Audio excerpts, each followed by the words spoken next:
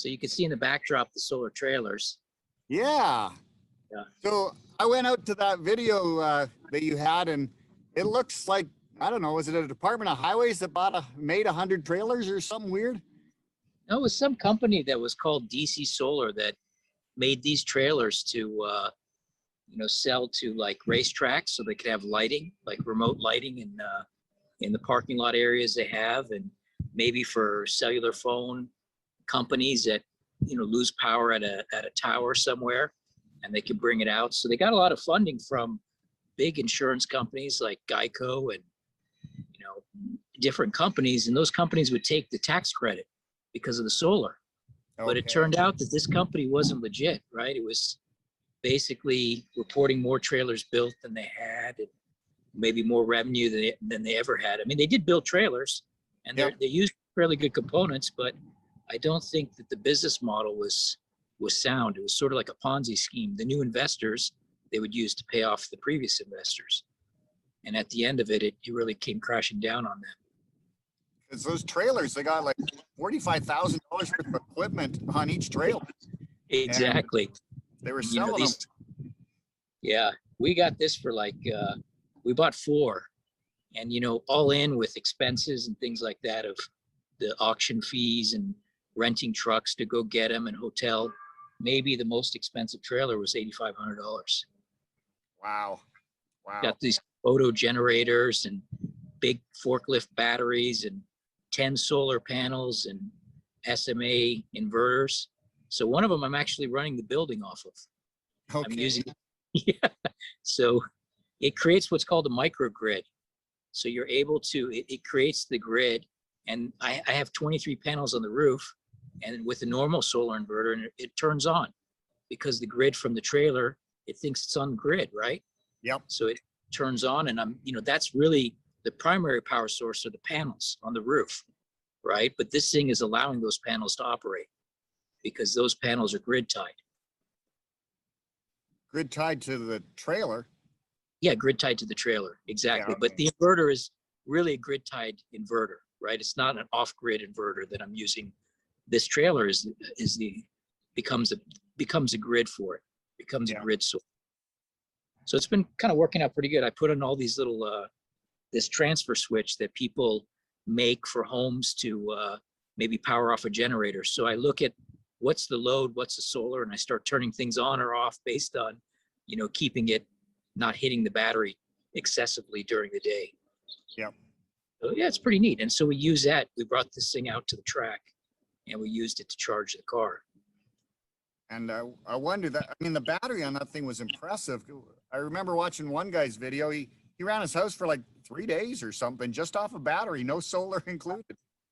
Right. Yeah. He was using the solar on the trailer, right? But no excess, not additional panels like I'm using, right? And probably, yeah, I think he ran his garage off it, was that video. Okay. For about 3 days. Yeah. It was pretty impressive. Yeah. This is pretty neat stuff. I mean, if you don't mind the generator kicking on, you have a long run time. The thing even came with 113 gallons of fuel, right? Diesel fuel. It was like, wow, just a steal. Yeah. Like hitting the jackpot.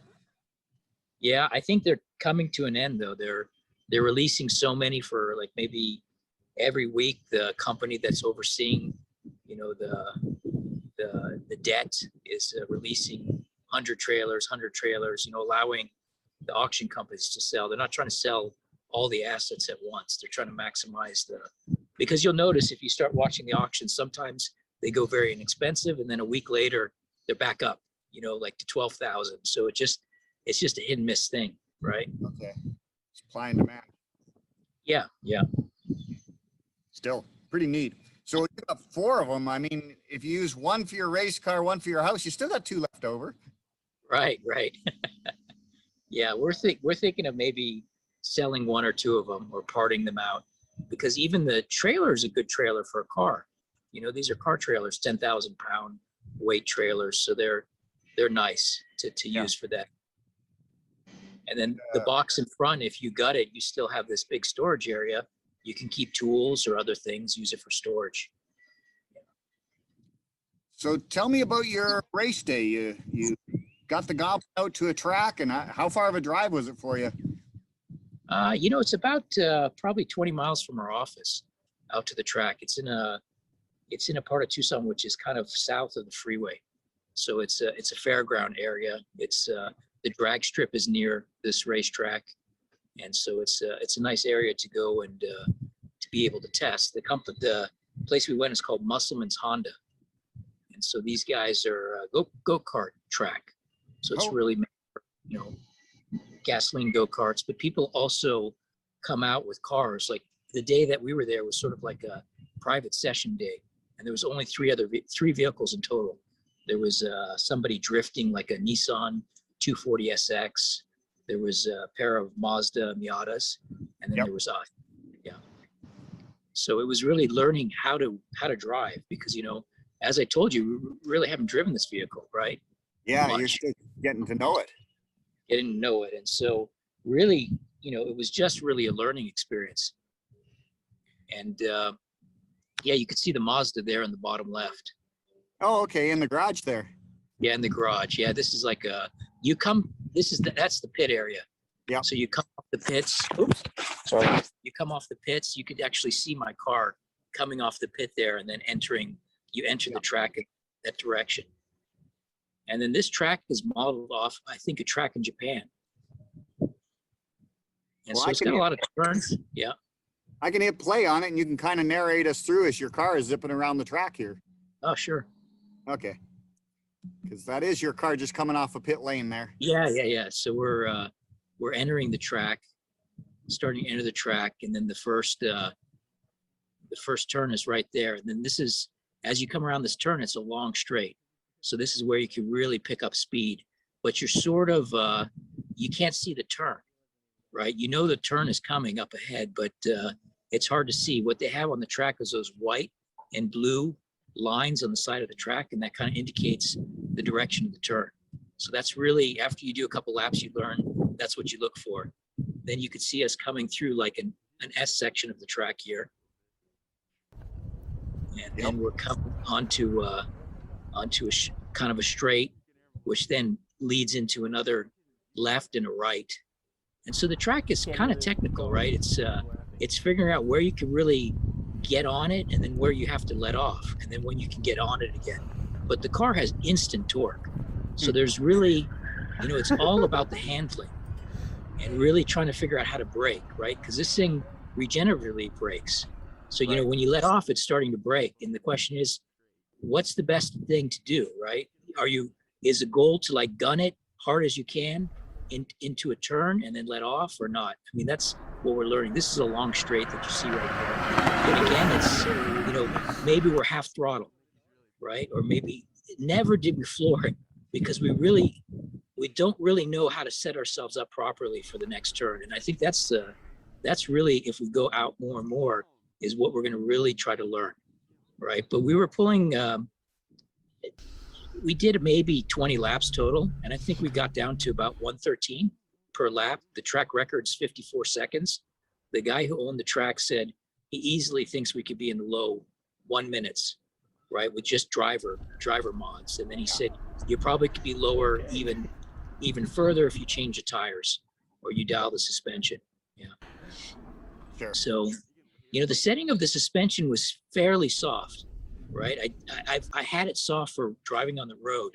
So that's some area I look for advice on, is what, should I dial it full firm? Oh, look, I spun out right there. So basically I thought I was going too fast, and I cut the wheel, and then I lost it very quickly. Or no, I probably cut the wheel and brake. The worst thing you could do, right? And I quickly spun out. But again, it's gaining experience. It'd be great to have somebody else with the Goblin come to the track, and I'd follow them, right, and learn. Or somebody else with the Goblin drive my car, who has track experience, and really, gives us a teaching lesson on how to drive the vehicle. There really is, I find everybody's Goblin is different. Okay. We've got so many different motors. Well, there's 3 main motors that people run, 4 main motors. And then everybody sets up their suspension and their tires differently. And this car is highly dialable. So makes it a bit more Okay. challenging. Everybody's car I've seen so far is quite different. Okay. What's your take on that though? Is the super wide tires a great advantage to the handling of the vehicle? Or? I know I'm running wide street tires. It's a look thing. A small track tire, a slick that's made for a track, is stickier than these wide street tires that I'm running. Okay. So there's guys on, a 10-inch tire with a slick, a Hoosier, an A7 is a DOT approved Hoosier. And then they've also got full track Hoosier tires that are even stickier. So it gets expensive on rubber. If you're daily driving on Hoosiers on the street, you don't get a lot of miles out of them. Okay. But you definitely get the stick on the track. So, right. You just kind of pick what you want to do. I put on drag radials my first year, and they're street legal, and they were like 2,000 or 3,000 mile tires, and they were done. And I imagine the Hoosiers would be about the same, maybe less, depending on what you're doing on the street. But yeah, these street tires I have on now, I was doing my 0 to 60 times on them, and I'm down almost a second with the treaded street tires. But I'll probably get 2 years out of these tires instead of 1 year. So okay. It's always a trade-off, if you want to spend the money on the rubber or not. So down by 1 second, you mean you're 1 second quicker? No, the tires I'm on right now are not as sticky as the drag radials, so I'm a second slower. I see. Okay. So where do you go to race when you want to take it for a track day? Yeah, there's an autocross organization down near Fort Smith, and they organize, like, this Saturday is actually the first race of the season, and then it's the last Saturday of every month for 8 months consecutive. So I don't know, last year I only got out there 3 times. I really, if the car was ready that weekend, I would go, but if the car wasn't ready or something wasn't right, I just stayed home. So okay. I got out there 3 times, and for me, it was a learning exercise, really. I'm discovering my car, and I'm changing settings all the time as far as suspension and tires go. So every time I go, I learn something I didn't know before, and I change it a little bit. And this time I go out again, it'll be another whole learning experience. So okay. Is the track timing you, or you time yourself, or how does it work? They have a little beam, when you break the laser beam, it starts the clock and it ends the clock. And then they start against everybody. They basically just put one car on the course at a time, and you run around the cones. And it's most autocrosses are really safe because people are bringing their fancy cars that they don't want it to wreck. So, there's no curbs there for me to hit. There is ditches at this one, so some of the tracks are better where they just have long, flat runaways. So, if you hit a cone, maybe you scratch your car is about the worst you do. But they try to make it really safe. So last year, if it was really wet out there, you can dig up mud, and I managed to spin the car out in the mud and pack the radiator full and get enough mud to actually start bending the radiator. So I'm on radiator number 2 now. Okay. Wow. Yeah, this track was a neat day. I mean, we could have been on the track from 10 a.m. to 5 p.m. and it was $120 for anybody who drove and $20 for a passenger, right? And really, we got 20-minute laps. And then what I figured out is we probably need, so we drove 40 minutes before we try to charge. And we probably need at least an hour charging. Okay. And then go back out for another 40 minutes, right? But still we wouldn't, even with an hour, we wouldn't charge it back to where it was when we started, but we charge it back enough that we can go back out there. Yeah. So slowly losing throughout the day, power, that is. Yeah. So when it's not a very busy track, you really don't have a lot of time. You basically are waving the next guy through when you want to go back go back out there. So, I mean, that goes back to when we were talking about, how fast does it charge? Well, we really obviously wanted to charge as fast as it can charge if we want to continually be on the track, right? Yes. But yeah, it was really fun. I think it's kind of I'm interested to go back out there and try again and maybe take it to other tracks. And I know there's another Goblin owner in Phoenix. I'd like to meet up with him at some point in time and follow each other on the track or something. Have you driven with other Goblin guys on the track, like in Arkansas? Is there other owners? Yeah, Jeremy Harrison races that track regularly. His cars, he built it 2018. I built this 2019. Okay. And Jeremy lives, I don't know, miles maybe from the track, so it's close for him. For me, it's an hour and a half drive to get down there. So, yeah, I mean, Jeremy's there all the time, and there's really hardly anybody in his class. It's they have Exosets or Ariel Adams or DFW, Right. but there's just not that many around. So this weekend coming up, I see they put us in open class, and they've got 6 cars in there, and 2 of us are going to be Goblins, but the other 4 are just going to be highly modified. One was an RX-8, an RX-7 running a V8 engine. Okay. Just whoever the fast guys are at the track, they're doing that. I guess Jeremy maybe didn't want to race by himself. That's kind of boring. Okay. Right. A class of 6, whatever. I'm not really going there to compete against the other people at the track. I mostly am going there as a safe place to learn my car and, Right. Not hit a telephone pole when I get on the throttle. And what speeds do you kind of get to? What's Sorry? the top speed? What's the top speeds that you hit on those tracks? The very end, we've got a bit of a straightaway. Most of the time they put up chicanes and corners to keep us down. So it's Right. second, first, second. But at the end there, I can either sit at red line in second, or I can shift into third. Most of the time I just shift into third. So just barely into third would be about 75 miles an hour or something. Yeah. So yeah, most of the time we're, first, second. So you're just 30-mile-an-hour corner, or we've got a 270 in there. You can probably only do 10 miles an hour through that 270. Right. Yeah. Yeah. Same here on this track is maybe 70, 80 on that longest straight that you see there. Yeah. Before it goes left. And yeah, well, that's great. I mean, I think I'm going to do it more often. I'm going to look for other venues too, or maybe other events at this place. I don't think I need an exclusive track usage like I had that day, but it would be nice to go out where it's a little bit more economical and maybe more time between cars, so that I can then come back with the charge, use that time to charge a vehicle. Yeah, because our autocross, it's only a minute of track time, and then it's usually like 20 minutes before you're back up again. Okay. 4 sessions in the morning and then 4 after lunch. So you only get 8 minutes of track time. Oh, wow. Okay.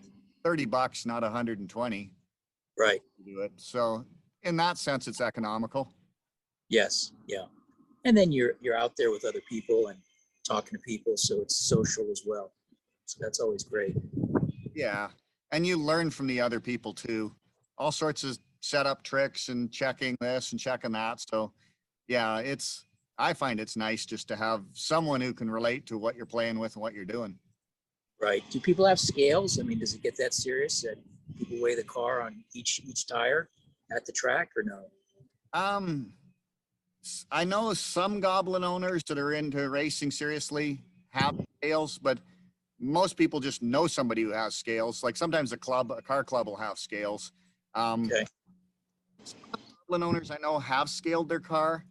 One guy did it. He said he was a 200-pound driver, and with him in the car, his front axle was 600, his rear axle was 1100. Okay. So, yeah, I mean, the car's 1500, he's 200. Right. Any advice on the suspension settings? What do you do how do you dial your suspension? Do you go full hard, or what's your strategy?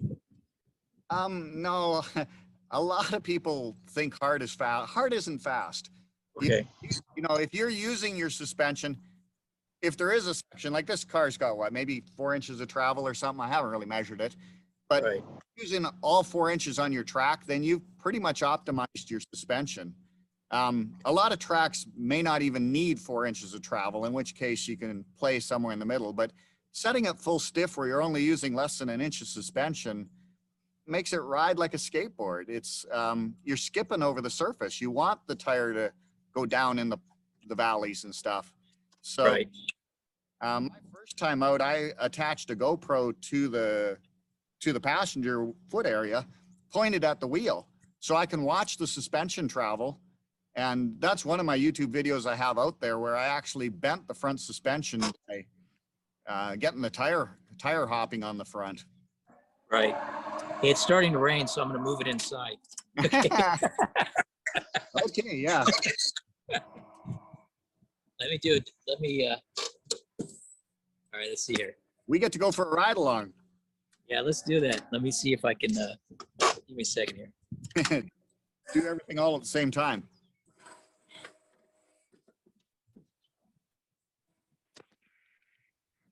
So turning on the high voltage.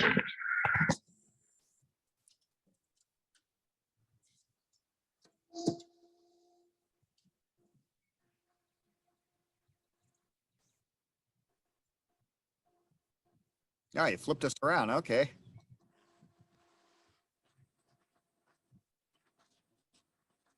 Just gonna do a donut here. Okay. Hope I don't throw the camera out of the car.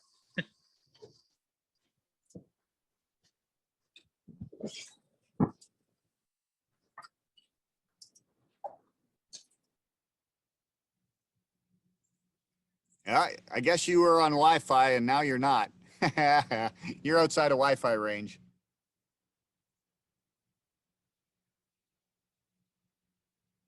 The tires have to warm up before you get good grip. Yeah, usually most tires are that way.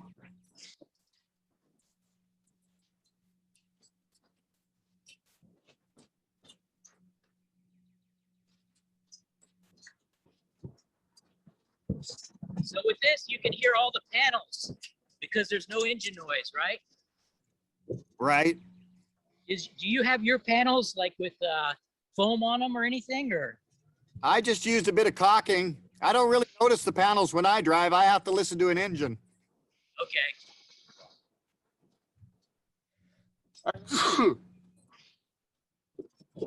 Actually getting any audio when you're driving there, Kevin. Your car seems dead silent.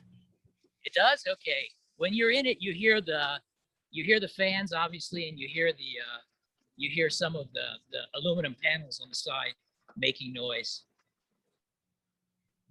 Yeah, I mean, my GoPro picked up the sounds when we drove in it last time, but I don't know, this Zoom session isn't quite as high fidelity as what the GoPro is. Right. The track, when we were driving around the track, you could hear us in the car laughing because there was no noise, you know. They were in the control tower filming it, and they're like, look, they're laughing. You can hear them laughing because it was a lot of fun, you know. That's great. Have a whole Today we're working on a lift. So we're putting in a 4-post lift to store the car in the, you know, keep it off the floor so we have more floor space. Nice. And you can work on it the underside. Right. Are you just running the stock Goblin springs in your car? What's that? Are you running basically the stock suspension in your car? Yeah, I think it's, I mean, Lonnie set it up. I could show you we've got the QA1s. Yep. I'd have to look to see what the spring rate is, but that's Those the front. Those are 400s on the front and you should have 300s on the back. Exactly, the NHT 300s, yeah. Yeah. I went and switched my fronts to progressives from the stock 400s. Okay. And I don't know, I also tried, I had some, what were they, 175 springs I had, and now I'm on the front, I'm on 225 that go all the way up to 475. Okay.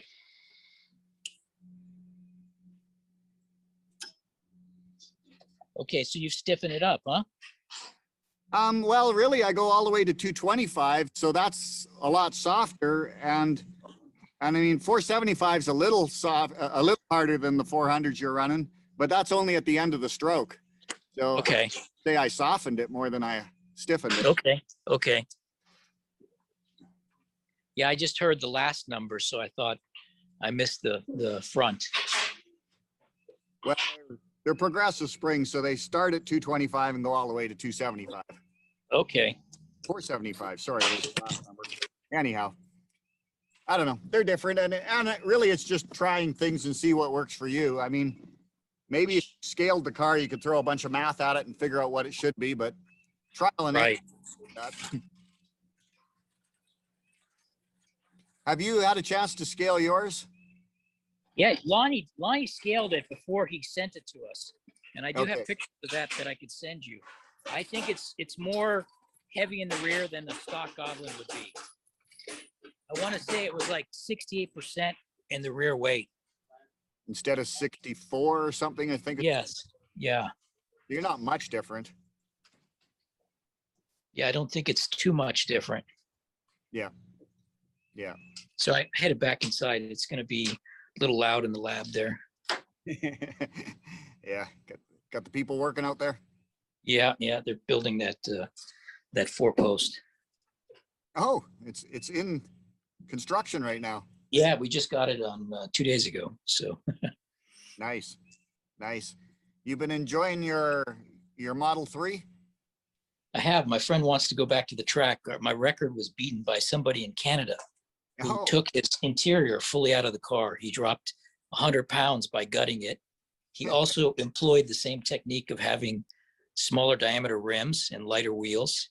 yeah. And he beat me by 0.010 seconds. So I'm thinking of stripping the car, but not to the extent he did. Maybe just pull out the rear seat and then, make sure I have nothing in the car, no, like these cars you carry with you, all these dongles to charge. Yeah. Right. Because CHAdeMO, CCS, J1772, extension cables, everything. So you're wherever you go, you can make sure you can get juice. And that's probably 100 pounds or more of just cabling and junk in the front, Yeah. And do you have an air kit with an air compressor and a bottle of goo? I should do that. I did get a flat. I got a nail in the tire and it took about 2 hours to get it fixed. And so, I mean, yeah, that would have been good having a can of goo, or, some people carry spares now. There's a company that specifically sells a Tesla spare, but I can't imagine you're just throwing it in the back of the trunk. I mean, it's nothing spectacular, Yeah. It's more dead weight. I was just thinking of the dead weight we've got in our little Leaf, and you're right. Cabling and pumps and I don't know, just stuff you could pull out. I hadn't quite thought of going as far as the seats, interior, but sure, you're diehard. That's what the guy did. He also did, the 12-volt batteries, lead acid. So they bought these lithium poly, which drops another 20 pounds. So, I mean, they did everything they could because really the cars are very similar, right? So to do anything, it's going to be a weight advantage. I think, though, in Tucson, we have this unique advantage that our altitude is nice and the supercharger is like 2 miles from the track. So literally you can put your car at 100% and hit the track at 99, which I don't think other people can do. And then you also come with your battery warm, right? Okay. So I think there's unique benefits of why at Tucson we can get good times that other people might not be able to do. So I'm hoping that advantage will allow me to reclaim the title for the US. Is anybody selling aftermarket hoods and doors and trunks and things like that? I haven't seen that. I know that people are selling like the rear, nothing for weight that I've seen. I'm sure it might exist, right? Yeah. Yeah. I haven't looked at that, but more people are selling things for convenience, like the rear hatch is very, very heavy to close. So people are selling motorized kits that can help automate the close of the hatch in the back. I'm just looking for something heavy you can take off, like a hood. Is Yeah. 50 pounds. A door can be 120 pounds. Yeah, you're right. Yeah. The hood The front hood looks pretty light. It would be, like you're saying, fenders and doors and areas like that, that I think you can get some good weight savings. Yeah. What else could drop from the car? It's a good question. I mean, the people have just like focused on interior. The frunk has all this plastic stuff. They gut that out. And then the battery, and then the tires. I mean, the wheel and tire combination. But yeah, it goes, there's a lot of things that might help. Well, Tesla actually started, like he really worked on making that body light, a lot of aluminum, thin glass. Tesla went to quite a bit of work just to make that car light and perform and, you know, get the most out of the battery that they can. So I don't know, compared to most cars, you've had a lot of lightning already done before you even, you know, started. Yeah, I think so. I think this car, though, used a little bit more steel than the Model S. I think the Model S had much more aluminum than this car. Oh, yeah. Yeah. Yeah. Which is, you know, it's not bad to be, aluminum is great, but for repairing body damage, aluminum is really a pain in the butt. And so maybe they use steel in areas also for repairability, or also maybe cost. But yeah, I mean, I think the car is probably between 4,500 and 5,000 pounds. I'm not certain exactly. My friend weighed his car, and I think that's going off memory. I think that's what it weighed. Yeah. Like 4,500. Yeah. I remember my tow vehicle is good for 3,500 pounds. And when we bought the Leaf was 4,000. I was like, well, sheesh, I'm not even allowed to tow the Leaf. And I'd towed a lot of vehicles with the van, but it's not really a great tow vehicle, but the Leaf is a surprisingly heavy car. Right. So, yeah. Yeah, the Leaf is a good car. A lot of people are using its batteries for off-grid solar. yep. It's a good battery pack to take and use for that purpose. Yeah. Have you been putting on many miles on your car? Oh, my Tesla has tons of miles, like 25,000 now. So in a year, I put about 25,000 miles. Yeah. So you're driving it all the time. Yeah, I drive it constantly. And I took a long trip. I drove it for 25 hours straight going, you know, during this quarantine. I went to visit somebody in Omaha, and, you know, I said, okay, I'm not going to fly. Let me drive the car.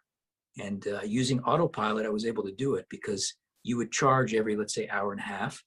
And I would just sleep for the 30 minutes it was charging, and then wake up again and then hit it again. So yeah, I mean, it's a very useful car for, if this autopilot could be put on a gas car, you literally could just drive across the country, no problem, right? How about your Tesla? I mean, not sorry, your Tesla Goblin. Are you putting many miles on that toy? No, just the track, just around the block here. But I think I'm going to do more. I mean, the car is not registered yet for street driving, right? Oh, so I have to. Okay. Yeah, so I haven't done that yet. I have the. Maybe you could advise people how to do it. I mean, basically, you get an MRO from DF Goblin, right? And you have to take that to the Department of Motor Vehicles, and then they get it registered, or how does it work? What's the process that one follows? Every state is different, and some states are quite strict and some states aren't. Like Arkansas was very relaxed. There was no inspection at all. It was all just paperwork. I brought her the paperwork for the original car. She wanted the title for the original car to make sure I wasn't purchasing stolen parts on my Goblin, but I had the title for it. I showed it to her. I had to pay tax on the original car, which I didn't know about. So she docked me a little extra fee for being late on my taxes.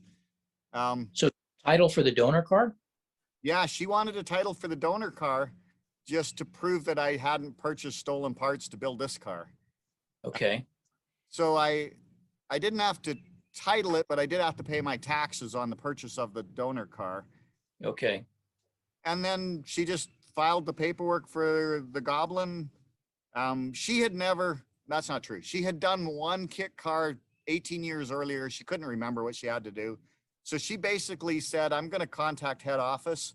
Give me a week and I'll get back to you. So I waited a week and she contacted head office and found out what the latest rules are for kit cars, because almost everybody at the DMV hasn't touched a kit car. So they don't really know the process. And sometimes you'll get somebody who's obstinate, who's like, no, I know all the laws and you can't do this. And sometimes you get somebody who's really sweet. I mean, the gal I got, she was just, you know, she was honest. I don't know how to do this. I'm going to look it up and get back to you. And I was just patient, and, you know, I paid the fees. As far as she did all the paperwork, and when she's done, I'm like, well, don't we have to do an inspection? She goes, no, if you get pulled over by an officer because you don't have taillights or blinkers or whatever, he can write you a ticket right there at the side of the street. But Right. she said it's really up to the police to enforce it. The motor vehicle here, the branch doesn't want to be responsible for inspections because that's a safety related thing. And their point is, no, we just do titling and licensing, and you can deal with safety with the officers. So go ahead and drive it. You know, she says, you know, you look up the laws and find out where your headlights are supposed to be and that sort of stuff. But as long as you follow the laws, then the police are the ones that are going to enforce it.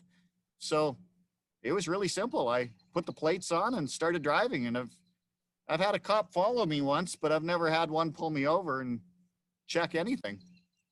You obviously have the light for your license plate in the back functioning or not? Yeah, I've got it here. I'm gonna unplug and we'll take a little tour here. Okay. I mean, I put the horn on. We've got turn signals. All the brake lights function, and the only thing we haven't incorporated is that light right there. Yeah. Okay. So this is a motorcycle light and a motorcycle mounting plate. That's why the holes don't go far enough. Okay. So that's what I use there. And then these are just the DF tail lights that are on it.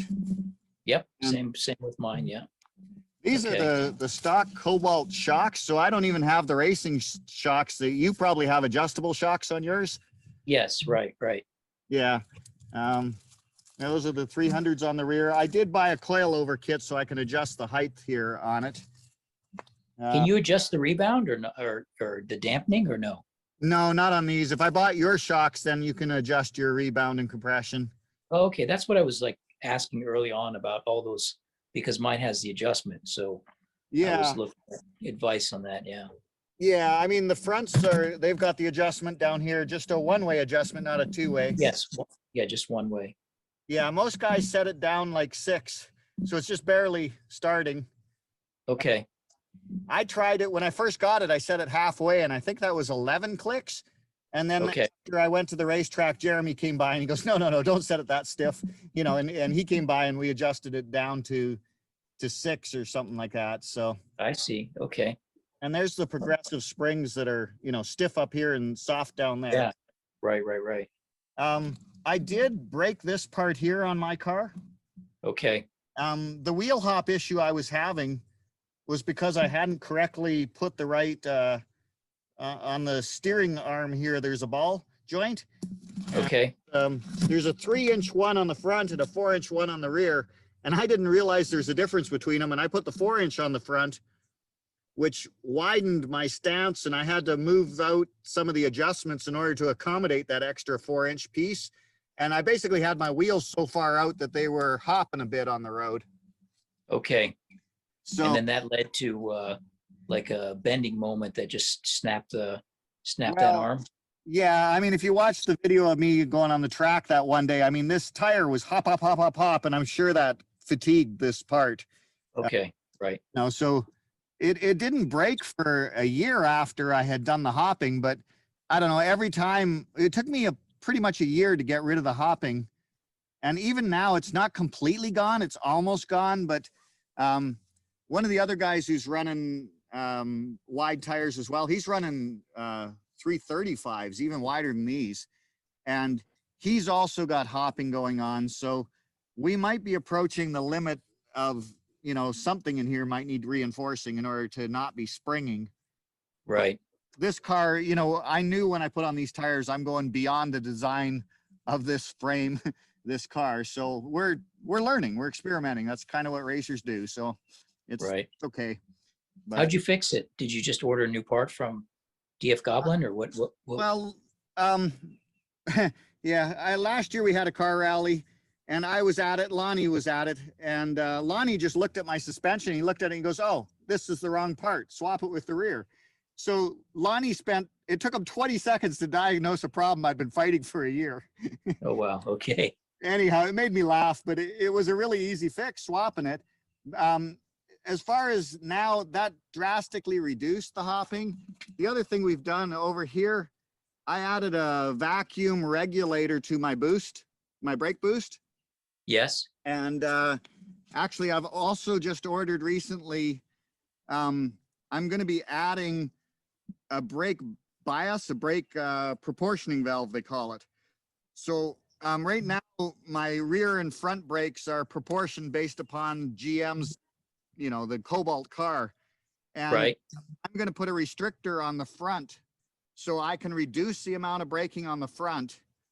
And one of the other guys who races has already done this, and he is able to get the car to balance better as far as not locking up the rear or locking up the fronts first. And then I don't know anybody who's locked up the rears.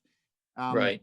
So by playing with the proportioning valve, I'm going to be able to balance it so that the tires lock up about the same time. And Okay. when I do that, he doesn't run this vacuum regulator. I may end up removing the vacuum regulator if I can use all the boost then once I restrict the front. Can you explain more about the vacuum regulator? What its function is? What's it doing Sure. for you? Yeah. Well, this car's got power brakes. Right. This 8-inch drum or 10-inch drum here is full of vacuum air pressure, and that's what assists the pushing of the pedal. When you press the pedal, it lets the air move inside this dampener, and it pushes against it assists you in pushing against the brake master cylinder. So some people have just gone full, like a Willwood setup, and just gone to manual brakes and gotten rid of the brake booster altogether. In my case, what I did is by reducing the vacuum that gets to it, I control how much boost I am using out of the brake booster. Okay. Because in our vehicle, obviously we don't have engine vacuum, so we have a electric vacuum pump. And when Right. that thing turns on, my pedal drops. Right. Yeah, I mean, it's a big difference. So I'm wondering if the vacuum regulator is something I should consider using to avoid this great change in the pedal feel. And, because the pump comes on and off, it's a big difference, Oh yeah, you feel it hit yeah. on. Yeah. Well, the other thing you might consider, Kevin, is just go to a full manual brake system. Right. The other racers have done that and just eliminated the power brakes because this car's so light. Do you really need power brakes? Right. I haven't drove their cars, but I know that there's been 3 or 4 people that have just gone to an aftermarket setup on the master and the pedal box. They replaced the pedal box with, they got 3 reservoirs for their clutch, brake, and other brake. They got individual ones. I guess this reservoir here has 3 containers in it. Your front, Right. your clutch, and then the 2 are the brake. Anyhow, yeah, they just went full aftermarket pedal box on them and swapped out the brakes. And they could probably tell you, like, I forget if it's a 7/8 inch bore master that they're using or a 3/4 inch bore, but you got to get that right in order to get the right volumes moving to your slave. Your brake. Okay. But, What about your steering? Is it assist or it's all manual? mine's, it's got the electric assist. So here's the electric motor here. Yep. Okay. I've got the same. Computer Yeah. bolted onto it. Right. There's this one here was used in 8 GM cars. So there's 8 different profiles of electric assist. Okay. This one's still set on the Cobalt setting. And yeah, I don't know. I've drove the car with, I can unplug this and just drive the car without it. And some people have just gutted the box and the gears and drove it that way. I don't really mind the power steering assistance, but some people find it just a little too soft driving style. So, there's people who've just gone to straight direct drive. And then there's also, it's the Saturn View. Yes. Has hacked the power steering on the Saturn View. Oh, that's what you have, isn't it? You've got the Yeah, exactly. Yeah, we've got this Yeah. little rotary knob that allows us to change the assist. Right. Yeah. So One thing I would love to do is to make it maybe change with speed, which is probably the way that it actually worked in the original car, right? So yeah. using CAN bus signals to feed an input into the steering control to maybe adjust it, right? Yeah, I've heard that a few people say that about the View too. It isn't proportional. Yeah. I've often wondered. So far, I don't know anybody who's hacked the little box here for the power steering, but I've often wondered. It's like, well, if I pulled one of these boxes out of one of the other 8 cars that GM put it in, I know there's 8 profiles for this electric motor. Would one of the other profiles work better for us? I don't know. Right. It might be an interesting thing to play with, kind of like what your thing is another interesting one, or even direct drive wheels. You know, there's not a ton of weight. I guess depending on how sticky a tires you're running as to how much effort it is, but this is a go-kart steering wheel that we have on here, so it's a pretty small one. Right. I think it's 11 inch, is it? 12. Anyhow, it's smaller than a normal car would have. So I don't know. As you get into manual brakes, you'd notice that a lot more. Your manual steering, I mean. Right. How's your visibility to the speedo with that wheel? Do you have good sight on it, or where's your speedo in the center of the car? Yeah, Yeah. Okay. Yeah. You've got good visibility. Yeah. No problem. Well, actually, from my steering view, I'm looking. You know, the wheel does take a segment out of the. Right. Yeah. Look at that. But I don't know. I mean, I never really worry about it too much. I just do what I feel comfortable on the roads. Occasionally, I'll glance over it and just see if I'm speeding or not. But I don't know. I'm not a real stickler to watching that. The guys who do long runs on their car, like if I was to drive this to the racetrack an hour 20, they've got the cruise control set up on their car. And okay. I've never hooked up the cruise control on mine. And I don't know. I think if I, you know, maybe later on, I will get to that stage where I want to add the cruise control onto it. But they say it's a lot nicer when you get on the highway. You know, I don't know, a high horsepower to weight car, you don't notice how easily you can change speeds. Right. So they like to just set it and then they can just ignore it and go down the road. So. Okay. Yeah, my car will allow so that aftermarket controller, you can input cruise settings. And so I've never done it yet because I haven't driven it enough, but it's something I'd be interested in trying to do, right? Because it should be that I could even integrate it into this screen that I have. I can make a setting for cruise control and I could have it where I can tap up and down, set the speed, Nice. right? Or I can just manually set it, but I'd be interested in, you know, making it so we can set the speed up and down. One thing I've been looking at though is this company called AEM, and I'm sure you've heard of them before. They make displays. Now they've made a complete electronic.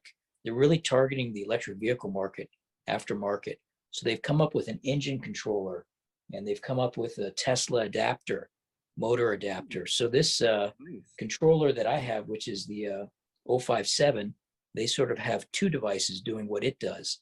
But the benefit of the AEM is that it'll integrate it into their display panel, and it's fully customizable. So you can make a very professional looking display, not this homemade Arduino thing that I've done. But so I mean, it would be much more professional. But the other advantage that they talk about is the ability to control the torque as you throttle angle related torque management. Oh wow. So that could be a way to maybe improve the ability to launch, like you saw that we were challenged with, that if I didn't get it right, we were all over the road. So that's one thing that maybe I'm entertaining, right? But I don't think I'll go there until I learn how to drive the car better. But it's something that's interesting, right? And a couple people have done it. If you watch YouTube, there's a Porsche 911, this guy named Bisbotto or something. He has that AEM control in his car. There's EV West, a company that's the EV company in California. They've got AEM did one of their vans where they converted it over with these power electronics. And before COVID, I think they were at trade shows try to display this AEM stuff. So I'm interested to look at that. Also, Motec has stuff now as well. Again, integrating the display and having control of the motor. So I think these guys are making a push that maybe, you know, Tesla motors and batteries and what have you are going to be more supported by these vendors, right? It won't be kind of a smaller company, it'll be these bigger guys providing hardware. The Porsche guy, he was doing it on a gas engine, was he? The 911? No, this one was this one that just recent. It's probably 6 months. He's doing it on he converted it to with a Tesla motor and what have you. Oh, so Yeah. all these examples you gave me were electric cars that have got the AEM dash. Yes, exactly. Oh, yeah. So this is all this AEM is focusing on electric vehicles, right? I'm sure it's probably similar dash to their gas dash, but they've repurposed it for EV applications. I mean, AEM makes stuff for gas engines. I'm running an AEM wideband on this car, and Okay. it tells me my air fuel ratio in real time. So Oh, that's awesome. yeah, especially when you're tuning and you're not really sure of your latest tune, you can see in real time whether you're running the engine lean or rich. And I've pulled over on the side of the road with this laptop and just changed my tune and then get back on the road again. So Right. Yeah, I looked at on our other videos. There was a comment from Goat Rope Garage. So Yep. I'm like, okay, who is this guy? So I went and I watched. The guy is great, right? He's got tons of videos on tuning. So I learned. I'm building a 1990 Camaro IROC Z, which going to have an LS2 engine and supercharged. So I'm interested in tuning, and so my coworker has got a '05 Corvette, and so I tuned his car. I took off torque management and I did a little bit of power enrichment, but I really want to do the MAF tuning, right? The mass airflow tuning. Yours has a mass airflow, your car, right? Yeah, actually, the guy at Goat Rope Garage is the only reason I started doing my own tuning. So okay. I was going to hire somebody, but once I found out I could teach myself through, he's my main person. There are other sites out there, but I like his the best. Yeah, I mean, I started with MAF tuning on this one, especially since it's got the short little intake and the short little exhaust. And this last year and a half I've been driving this car, I haven't put any aftermarket parts on it. I've got a ton of parts sitting there waiting to go in here, but I wanted to learn how to tune, learn what I'm doing before I got to that stage, and also just learn the health of this engine because it had a life before it met me, and it wasn't maintained well. This engine is known to have cam tensioner problems. The stock one, they came out with the 3 revisions. So now I've got the latest revision of cam tensioner on it. One of the cam guide bolts breaks. I opened this one up, sure enough, broken bolt in the same place everybody else's engines broke. They're little things, but you don't want to, have a chain skip on your cam or something, could lead to a bigger problem. So I've cleared up all the little problems on here. I discovered by hooking it up to HP tuners that I was missing, it was the mass air pressure. No, the manifold. Anyhow, one of the pressure sensors on it wasn't responding. And the manifold absolute pressure sensor. That's right. It was MAP instead of MAF.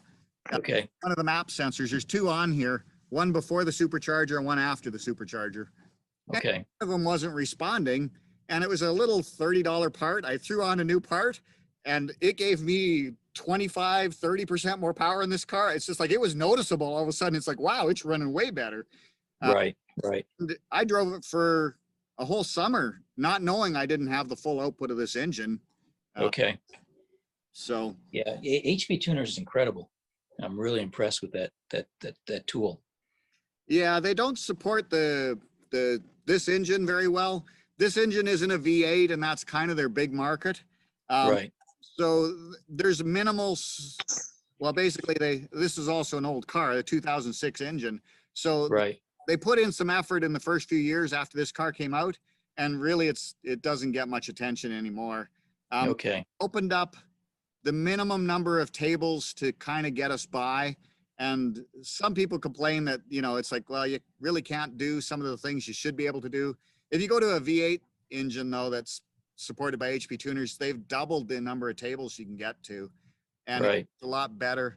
I've debated, is it Kyle at Goat Rope Garage? Kyle did an engine management swap between different V8s. And some of those black boxes are better supported. And he deliberately didn't want to deal with the Cadillac one that he had. So he went and put a Chevy one in there. And it's possible, I've been paying attention, looking at some of the different controllers, like get a well-supported one with HP tuners and then run the V8 controller on only 4 cylinders and just throw away the other half of it that you're not using. Right. So you basically get an ECU from another vehicle that's a GM and use it with this engine, right? So Yeah. there's no body control module. What do you have to integrate with the stock car? Is there anything that I mean, you just have the ECU, you don't have the body control module or anything like that? I do have the body control module. It's up there. Well, normally there's a plate steel where your feet rest, but behind it is BCM.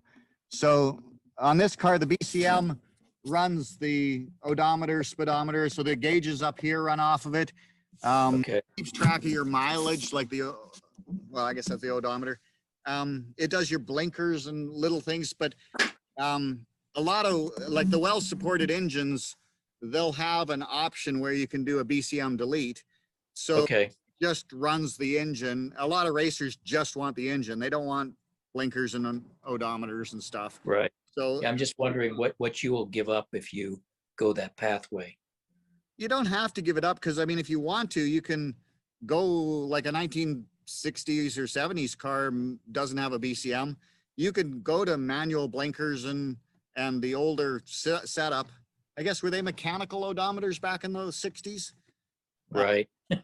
Anyhow, there are ways around it. You don't have to deal with a digital system. Do you think the car, to register, does it have to have a functioning odometer? This car? They want to know the mileage, but you can sign a disclaimer and say that the mileage indicated is not actual. And once you sign a disclaimer, they don't really care anymore. Okay. Once you do an engine swap, like this car, I cooked a BCM by accident. I replaced the BCM. When I put the new BCM in, I got a new odometer reading, because that. Right. Okay. I'm like, okay, it only cost me $30 for a BCM from the scrapyard. Right. Okay. How much you want? Yep. So what was the mileage higher, or what did it do to you? It dropped 50,000 miles off of the odometer. Okay. Like, okay. But to be honest, I don't think this engine's the original engine from the car. So I think the car I got as a donor is already on engine number 2. Okay.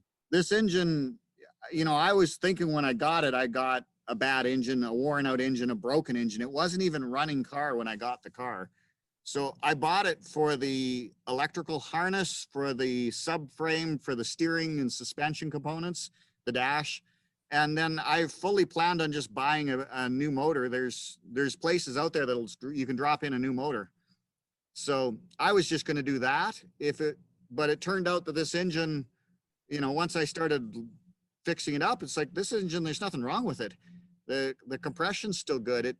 It had almost 200,000 on the original car. And I'm like, this engine doesn't have 200,000 on it, not with these compression numbers. It's right. So I don't really know how many miles are on that engine, but you know, I'll push it till it pops and have a little fun with it. See how it goes. With your wideband, where did you install it?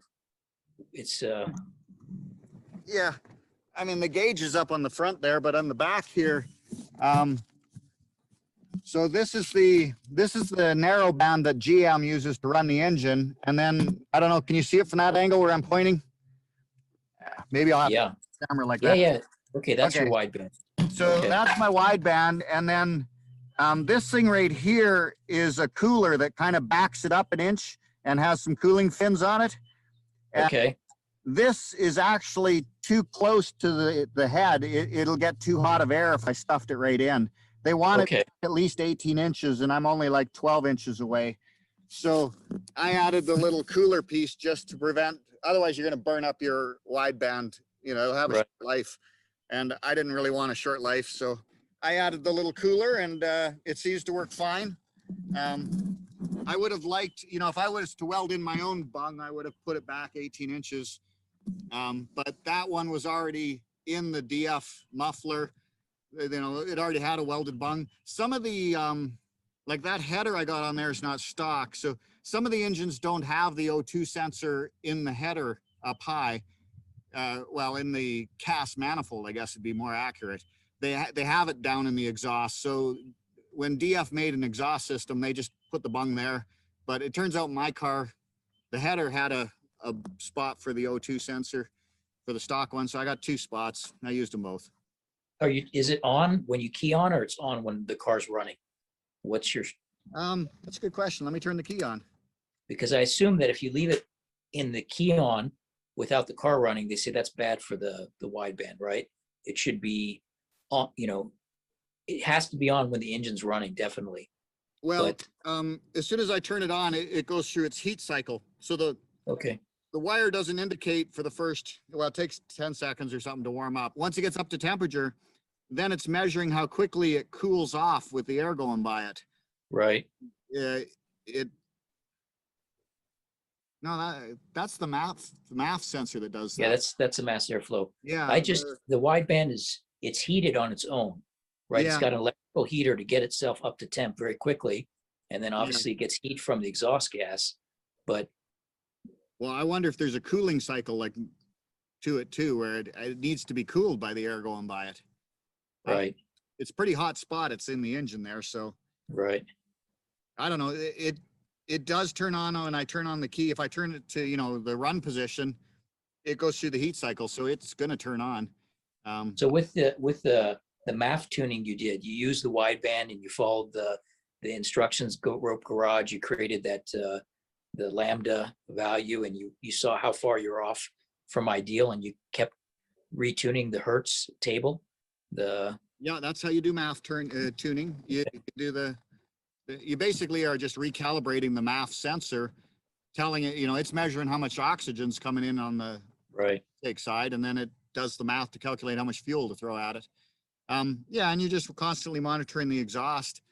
The first summer, I got probably, well, I know there was areas that was out by 15%. So I got those back so that it calculates right away.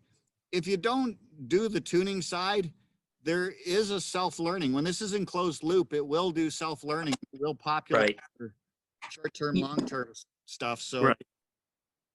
But the nice thing if you do the tuning is when you do sudden transitions, stomp on the throttle, it uses VE to calculate how much fuel to throw at it. And volumetric efficiency, those numbers would always be off by 15% because the tuning was off by 15%. So it would run that guesstimate through the engine. And then when it noticed the O2 sensor wasn't right, it would start adjusting the engine again. So once I've tuned it, it doesn't waste any time. When its first guess is bang on and it runs. And so it doesn't have a little bit of hesitation, if you will, on when you hit the throttle. Did you do VE tuning or not yet? Yeah, I did MAF, VE, and I've done Spark on this engine. Okay. So yeah, did you do Spark by just like looking at the knock retard? Yeah, that's all there is to it.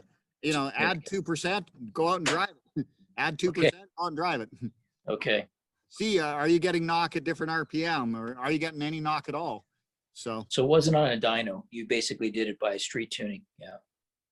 Yeah, I mean, most of the guys who take it somewhere get it dyno tuned, but most of the guys on dyno tuning, they just want to tune it for wide open throttle. And to get them to actually dyno tune the whole range of RPM would cost you, well, anyhow, you got to pay their rate. But a lot of tuners don't even do it. Like they don't have a single customer willing to pay the rate for them to sit on the dyno and tune the whole band. So, but wide open throttle tuning is just like one path. It's not much. You know what I mean? In the whole scheme of things for the drivability of the vehicle. Yeah, I mean, especially for people who autocross. I mean, great if you're into quarter miling and that's all you use. Right. But if you want a usable mid-band, it's like, anyhow, you're going to have to just find a tuner that's willing to do it or has done it. I mean, that's kind of why Kyle says street tuning's better than dyno tuning. Is just so many dyno tuners don't spend the time to tune the full thing. And if you street tune it, it wasn't a quick process. I mean, I was tuning every time I went on any distance drive, and there'd be times I just grabbed my son. It's like, hey, you want to go for coffee? We're going to go to the other side of the lake. It's a half an hour drive. Right. Drive out there and tune. I'd pull over every 5-10 minutes.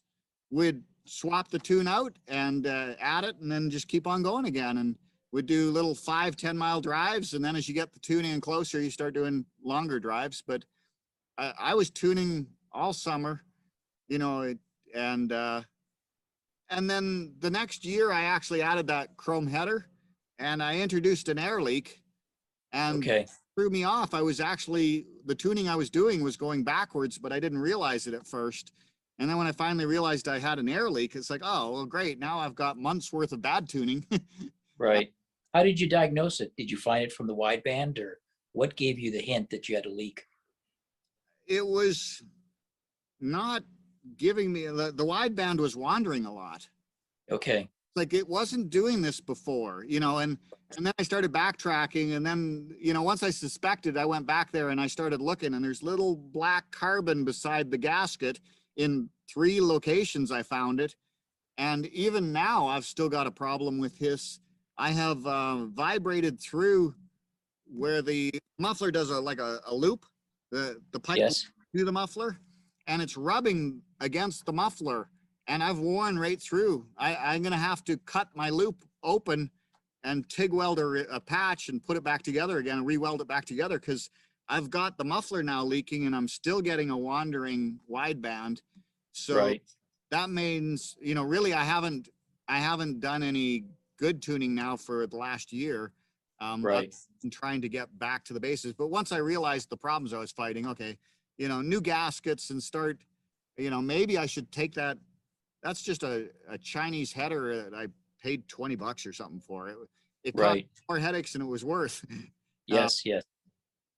But I've still got the other cast manifold, but I kind of, you know, this is the learning process, and I'm, you know, I'm learning, so it's okay. Right. I Yeah. like the look of the chrome header. It's better than the cast manifold. And next time I'll know better to do a better job. Well, it probably heat warps. Some of the headers they put on, they've actually cut the spot where it connects to the exhaust manifold. They've cut it into 4 individual plates, so each port has a little bit of wiggle room under those bolts.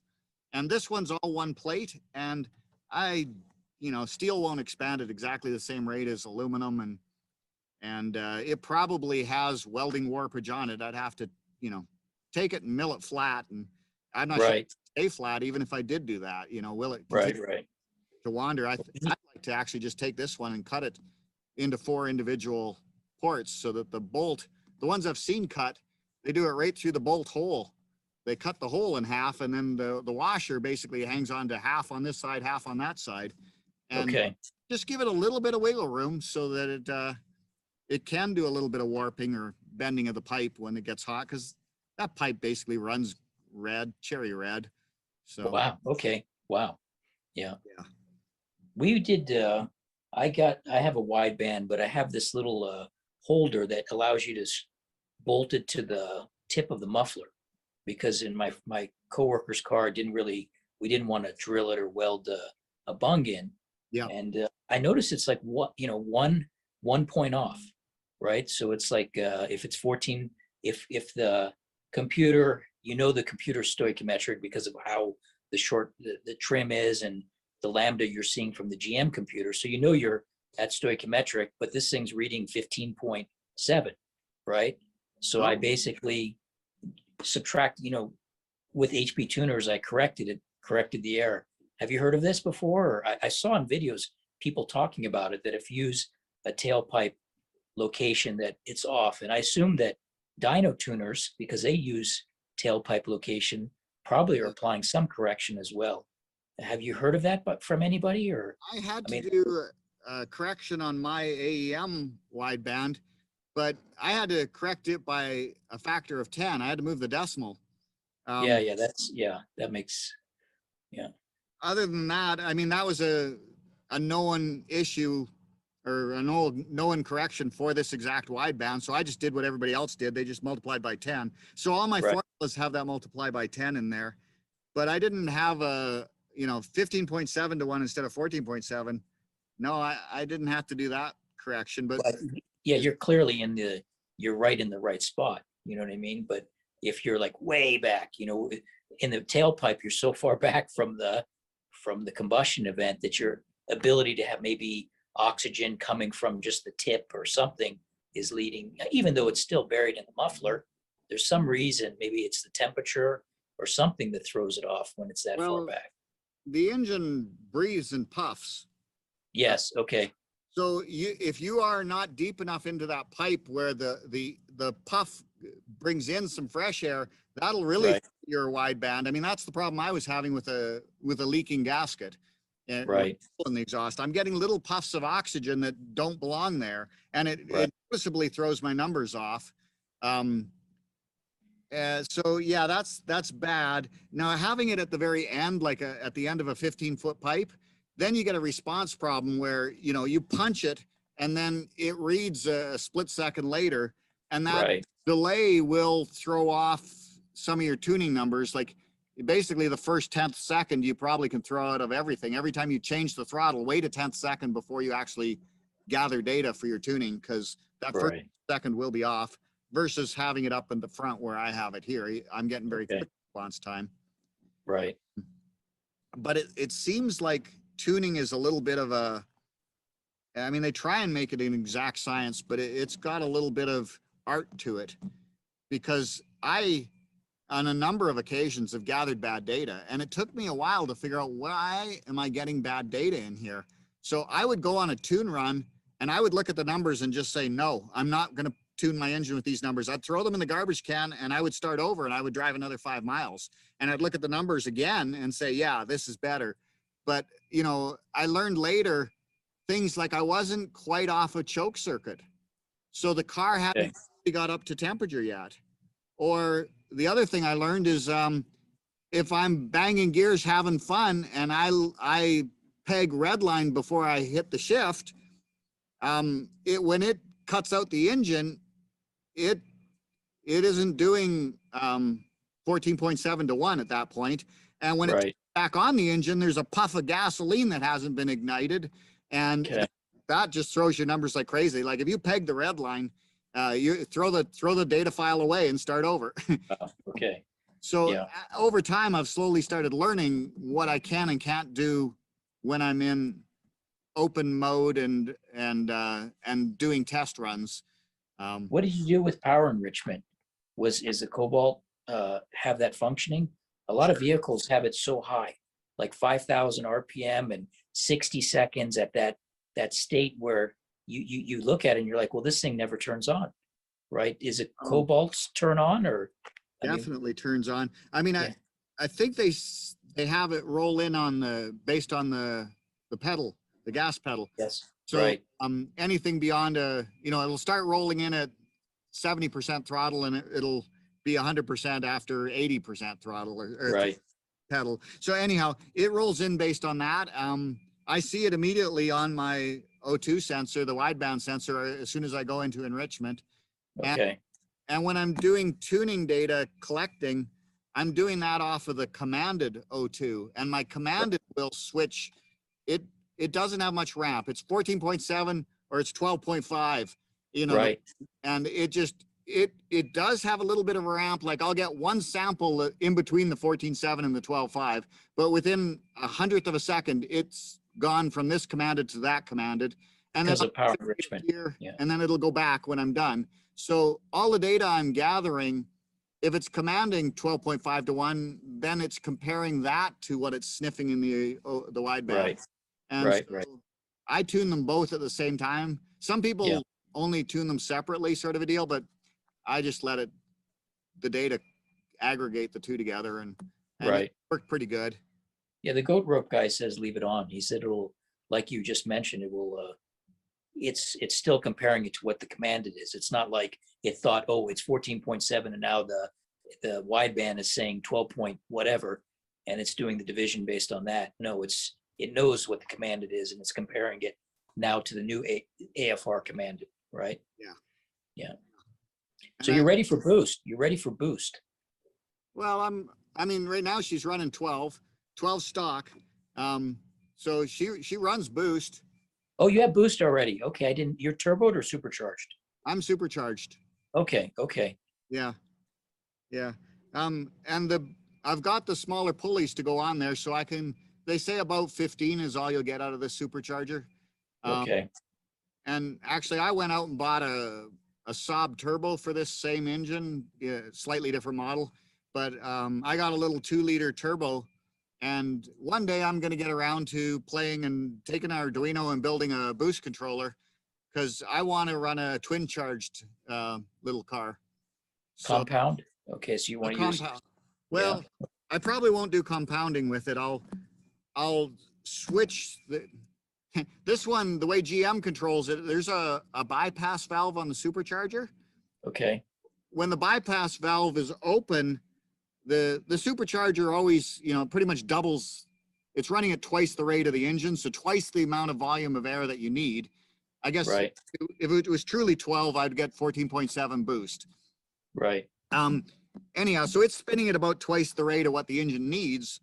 And the bypass valve is just letting all that extra air loop back and do a second loop through the supercharger. So it wastes, if you will. It's not building any boost when the bypass is open. But when the computer says close the bypass, then all of a sudden the engine starts making boost. And this engine, unless you're at 80, 90% throttle, it's not going to turn on the supercharger. Okay. You can drive it all day and not use the supercharger. It's always spinning, but it's not taking much horsepower because it's not compressing the air. Okay. And I was actually surprised they didn't put a clutched, like some superchargers are clutched, so they turn off the spinning of the supercharger. Right. But mine just acts like a flywheel weight, if you will, all the time. But it's really easy for an Arduino to be able to turn on and off. Really, they run a vacuum solenoid. The vacuum is the one that turns the bypass valve. So if you can control a solenoid, which an Arduino can do, then you can decide when you want the supercharger on and off. And I'd like to start playing. This car has got the boost set up for a heavy cobalt car, and it isn't very optimal for this lightweight car. It's really easy on the supercharged cars to get jerkiness, where you apply throttle, it throws you back in the seat against the foam, and you lift off the pedal slightly, and then the supercharger comes on and it throws you back, and then when the supercharger comes off, it throws you forward, and you get this little, once you get even a small little cycle of 1/8 of an inch, it compounds, it makes a 1/4 inch, and then pretty soon you just can't hold your foot steady on the gas pedal. So first gear is just too responsive. I actually want to detune it so I don't have so much torque on takeoff and have more gradually come in. So everybody who has a supercharged car talks about this issue, and I know 1 or 2 people that have actually been able to tune around it, but I haven't found out the secret formula as to how they succeeded in tuning around it. And I have tried on this, but the automatic transmission, the engine control management knows what gear you're in, but on a standard, this engine doesn't know if I'm in first or second gear. And I really only need the boost slowed down in first and second gear. I don't need it in third, fourth, and fifth. It works fine. And after a month of driving, you eventually learn to get really good on the throttle. But as soon as I put a new person in my car and drive it, the first thing they discover is, holy Hannah, the throttle's touchy. And so it's kind of a little awkward, because I like being able to, give the keys to my son or my brother or whatever and let them take it out for a spin. But it does have a heck of a learning curve in this one. And if I rode an Arduino boost controller, I could also do things like turn on the supercharger, get it up to boost. And then once the turbo finally gets up to boost 3 seconds later, okay, let's fade out the supercharger. Let's fade in the turbo and just run on turbo air and get rid of that 50 horsepower drag that the supercharger puts on the engine. And, and then just run on the turbo. And, maybe if I got that far, then I'll look at maybe doing a little bit of compound boosting where I add one on top of the other. But Okay. At this point, I'd just be happy to write my own little boost controller. And, you know, I got to do a lot of work to hook up all the exhaust and the exhaust into the turbo, the exhaust out of the turbo. I've got oil in, oil out. I've got water in, water out. And then I've got both a wastegate and a blow off valve. So I got to get all that plumbing done before I even get to the point of worrying about the boost controller electronics running it. But Right. I It'd be understand. good just to map out the what your control algorithm would be, right? You're going to be measuring the manifold absolute pressure, and then you're gonna. Did you want it to know what gear it's in? Are you going to be doing that? I want to add first and second to the information available to it. Okay. And So then RPM, put some engine micro RPM, switches. or throttle position? Would you do throttle position, or would you do? Well, that's already a known. Truth is, I could take the solenoid, the bypass valve runs the solenoid on the vacuum. I could take that electrical signal and bring it into my Arduino. And that signal is basically what GM is calculating. It's already paying attention to my throttle position. Right. Right. So it also has a few safety things in there. There are times if some of the sensors are broken in my car, it will just turn off the supercharger. Oops, did we lose you? I just got a call. 1 second. Okay. Okay, go ahead. Yep. Am I back? Yeah. Sorry. Yeah, you're back. So basically I could use the GM input. The GM input is a pulse width modulation on that solenoid. And I could look at the pulse width and say, oh, the engine's commanding 50% of the boost or 100% of the boost. And it does slowly fade it in. So I could read the PWM, use that as input. Like my Arduino most of the time will just say bypass that and just send that input signal to the output and do exactly what GM says to do. The only time I may step in and say, no, the Arduino will say, no, I'm in first gear. I'm not going to give it as much boost as what GM's asking for. I see. Yeah, yeah. Okay. Yeah, that'd be great because I mean, the Arduino has the ability to read the PWM on a digital input, right? And then it's got the ability to output a PWM. And so what you're talking about is very feasible, right? Yeah, I'm really just adding a first, second gear micro switch. And then I'm going to change my rate of boost. So when it starts commanding in first gear, I'm just not going to roll it in quite so quickly. Yeah. And then, I don't know, once I start playing with more than that, some of the guys that are into racing and that, they're monitoring their boost in third and fourth, and really it's like fourth or fifth gear before they even get into full boost. So as the car gets more and more powerful with the aftermarket, you can control your boost more and more. So I don't know. I only bought this little Saab turbo because it wasn't expensive and I could play with it. But ultimately, a big turbo is when you want to get the numbers up high, you run a big turbo. But right. The fact that it's already got a supercharger, and the people who turbocharge that, if you buy a kit from ZZP, they just throw away the supercharger and just put a turbo on, and then you got to deal with turbo lag. I'm like, well, it already had a supercharger. Why did you get rid of it? But right. Commercial boost controllers only do one turbo, one supercharger. There are some people that have twin charged an Ariel Atom, and they basically just use the boost controller on one of them, and they let the other one do its own thing. So, okay. Yeah, I don't know. It's all trade-offs, and I haven't seen a commercial boost controller that'll do twin charging. Right. Yeah. Yeah, it's interesting. I mean, I never thought about doing that. It's a lot of fun, though. Maybe you can get a much more linear response, right? That's what we're going to try for, because it's certainly not optimal right now. It's, after you've learned to drive the car for a week or a month, then it doesn't seem to be as bad, but it still occasionally will catch me where I'm trying to take somebody on a nice little granny run and it starts doing this to us. And it's like, oh, right. Yeah. I mean, that even happens on this EV because it has such instant torque. You hit it, you get thrown back, and then you're now jabbing the throttle back and forth, like, I don't know. Did you ever see that Cheech and Chong video where they have the low rider and they're jumping up and down? Okay. And Yeah. Before you know it, they're in somebody's front yard. I feel like when I get in that mode, I'm going to be in somebody's front yard. Yeah.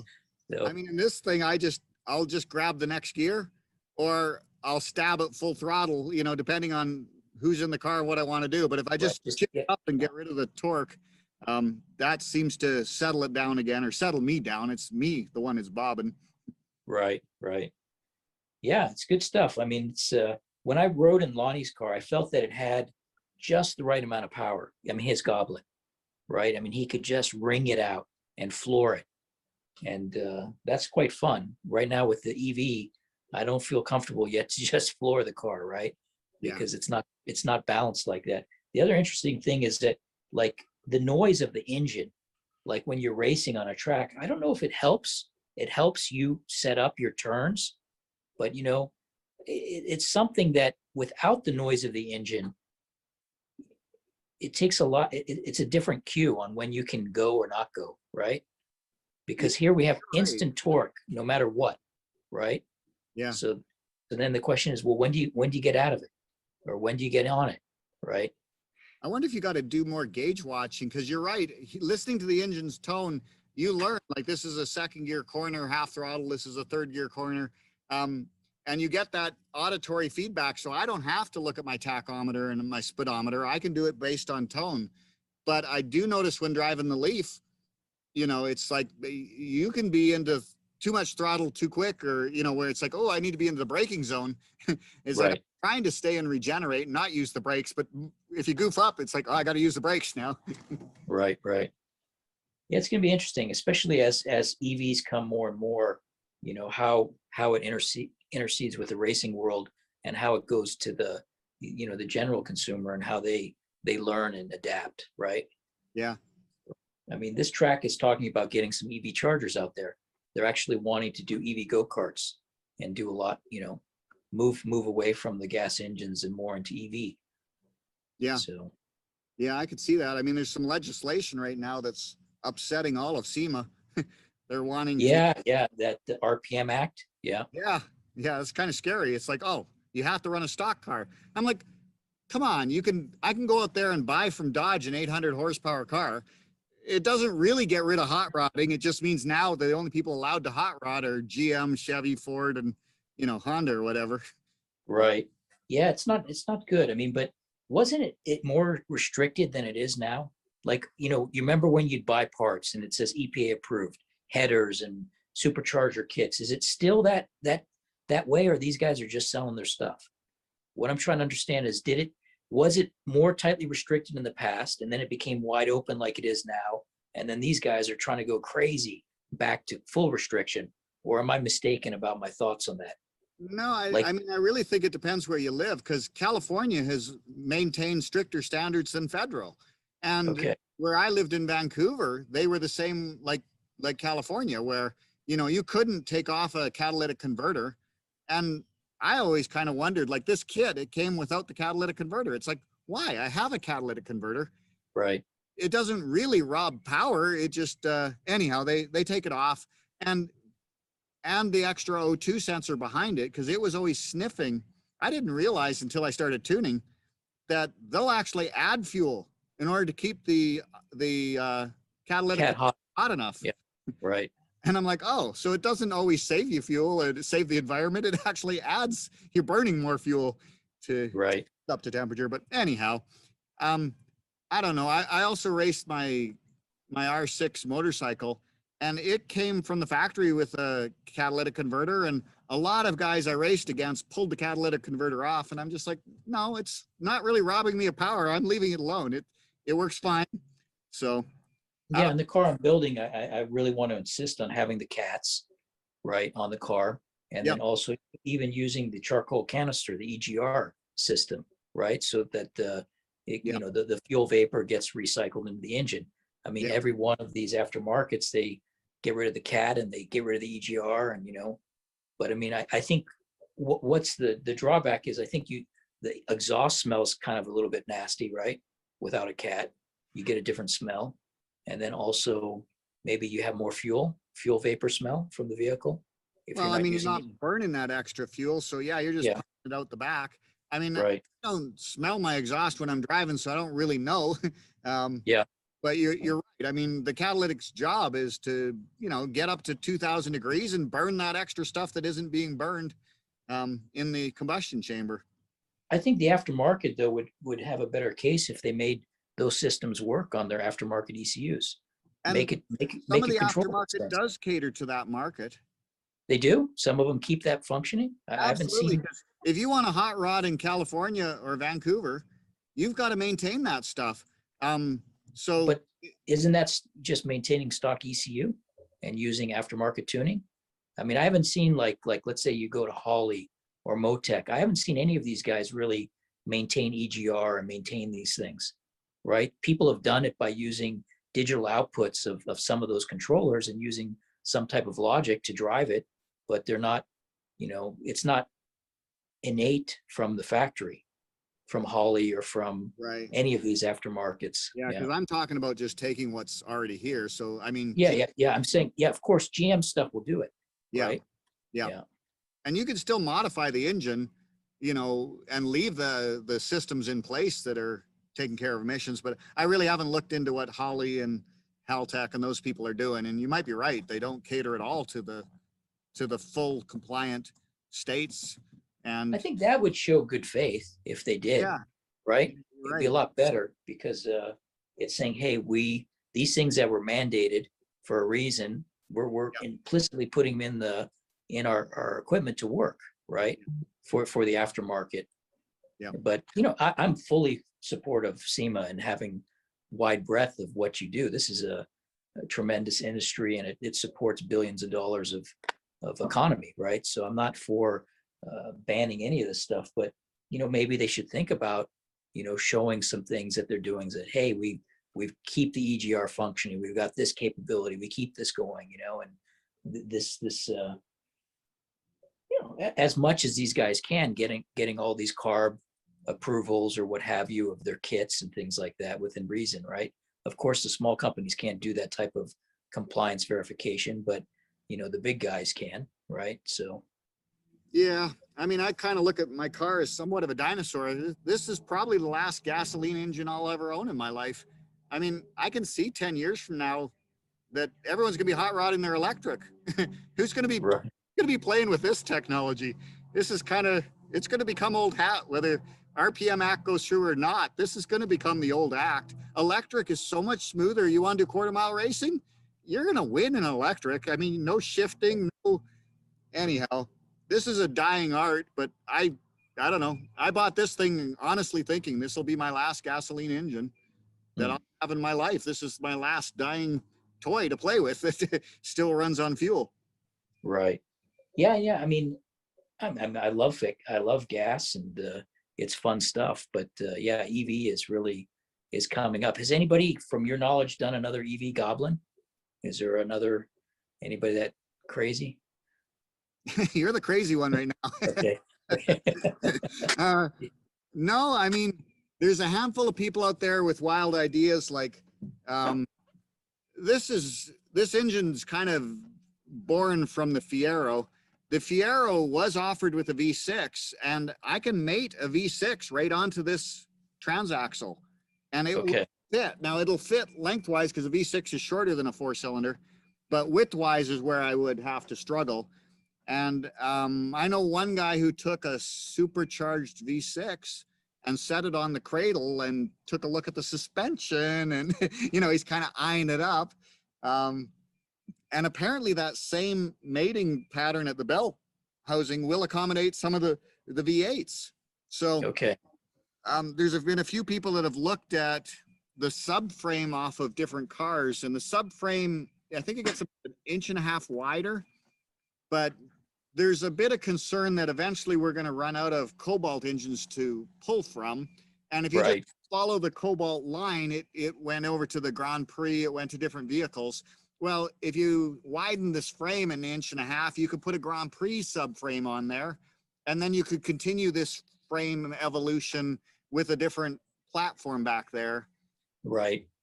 Even how many Goblins do you think have been built for this concern about donor 300? What's that? They just, kit number 300 is already sold. Okay, 300. Yeah. Yeah. Don't you think there's thousands of Cobalt engines or not? Well, I mean, the Cobalt production run was 35,000 a year during its heyday. Right. But how many of those are the SS models running the coveted engine? Okay. 5% of those are just the economy model. Right. So, yeah, those of us that want the coveted engine, it is getting, like when I go to the scrapyard here, they rarely, I think once I've been there and they actually had my engine in there. And the Okay. reason I bought a second donor car, I've got one up in the shop, and my second donor car is just so I have a full set of seconds. I want to get doing more like building my own headers and intakes and stuff, but I don't want to pull this engine out to work on it. And every winter I pull my engine to do maintenance and do work on it. And then I kind of like in winter in Arkansas, I could still have some driving days that I enjoy. So Right. I'm going to basically have one engine's going to be stock, one engine's going to be my race engine, and I can just swap them and then carry on, and I can tune and tinker and weld all summer and fall on my engine that's on the stand and not have to take my car out of service. That's a very good idea. Yeah. Yeah. Yeah. And then lucky thing I did it because it turned out I put DF sells a new transmission. So this one was the Synchros were wearing out between first and second, and it was Okay. diff. So they had one with a Quaife helical differential in it. Right. And I don't know, back in the 80s, my brother and I had a torsion differential that we played with, and it's the same technology except made by Quaife. Okay. But I put that in here. And when I went to steal my half shaft out of the old one, turned out my half shaft was stuck in the transmission. And when I took it all apart, it turned out it had swapped metal with its bushing material. And it was now welded bigger, and I don't know, it had carved a new shape out. It was never coming out unless you rip the steel apart. And Okay. I used the half shaft off of my second donor. It's like, okay, I need this part. It's available. Right. Right. Grab and go. So I'm thinking of using that differential on this on the Tesla motor, they because make really a it's plate for it too, do they? yeah they do. Nice. Yeah. And Yeah. so I'm wondering if that'll help prevent this, as I gun it, that it goes sideways, right? Maybe I'd get a more, because it's an open diff in the Tesla right now. Is it? Okay. Yeah. So I just went this last week, I went from open diff to this Quaife, and I've been just playing with the car. What's the difference? The transmission's just new. It's the same transmission. Okay. So I've noticed quite a difference, because before when you gave it enough throttle to kick out the back end, you were up near red line, or, you were up there in the RPM band. And now it'll start kicking out halfway through the RPM band. If I start getting aggressive on the throttle, it starts stepping out, but just a little. And Okay. it doesn't, like before when it stepped out, it was just broken loose, both tires, and it's wildly into a fishtail. Now I can Okay. much more controllable rear steer, and it steps in very slowly and much more controllable. And I can let it step out at half throttle and choose to either give more throttle or not, depending on how much I want it to step out. So I like that. And it also takes these tires that aren't as good as the old drag radials, and it starts making them feel like they're drag radials. Now, Okay. the numbers on my little GPS thing that you and I have showed it was down in speed, but it definitely felt much better. I never did run that little box with these tires when they were with the open diff. Maybe I should have, but I can feel it definitely connects better. I even deliberately put I put the right side on gravel and the left side on asphalt, and I punched it, and I was impressed. It was like, all right, that took Okay. like I was on solid asphalt. I think that's my next mod, is that. Now, some people, early on, everybody was doing it. And then I talked to the guy who sold me the controller. He's like, yeah, I'm not sure you need it. He's like, they overheat.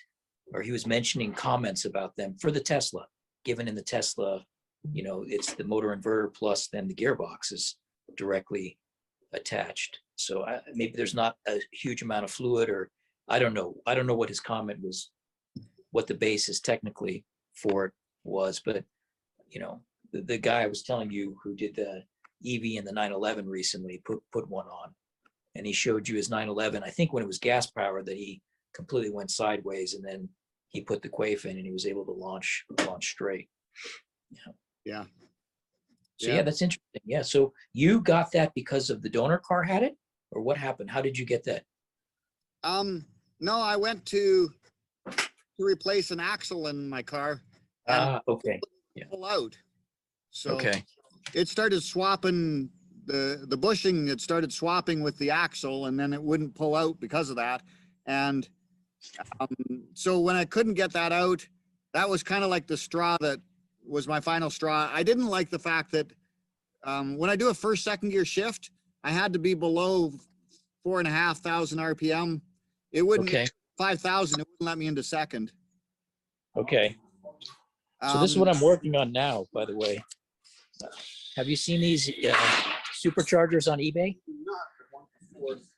Not that particular one, but I This have is the seen some. It's a Cadillac. It was for this 4.4 liter Cadillac, Okay. and they were on eBay for like $400. And so I bought it because I said, you know, for $400, it's still good for a coffee table if I can't figure out how to use it. And subsequent to that, a company made adapters that allow it to adapt to a LS engine. Nice. So it's I'm going to be using it on trying to use it on a 2005 GTO, which has a 4.8 liter. But you know, I bought this about 6 months ago, and then afterwards, this guy named Richard Holdner has been doing a bunch of YouTube videos on it. Yeah, I've watched his so stuff. So the price of it's gone up to $1,300. Oh, wow. So I don't know. I have 2 of them. And so I'm just kind of getting them built up, and hopefully it'll fit. It's so tall though with those adapter plates. Oh, yeah. It helps it make much better low end torque because of the runner length, but it's going to be questionable if the hood will stay on the vehicle, right? To house it. But sacrifice the hood. yeah, exactly. The other problem is the throttle body's at the back. Okay. The back of the blower, so it's against the firewall of the vehicle. That would be the second challenge. Even if we're able to get hood clearance, then it's like, well, is it far enough forward that we can do a 90-degree elbow to come out? The Cadillac, which it was in, had a really cool dual 90 intake. Really nice looking. Very artistic. Yeah. But so that's what I'm messing with is this low cost supercharger is probably going to cost me more than just buying an LSA blower off which is meant to fit already. But anyway, it's still fun.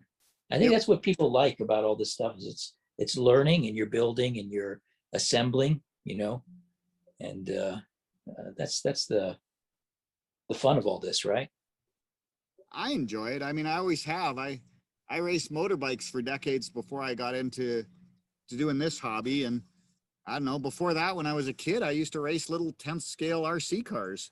And the technology, every form of racing has its own technology. And my little 10th scale car was quicker than my real car and cost more than my real car did.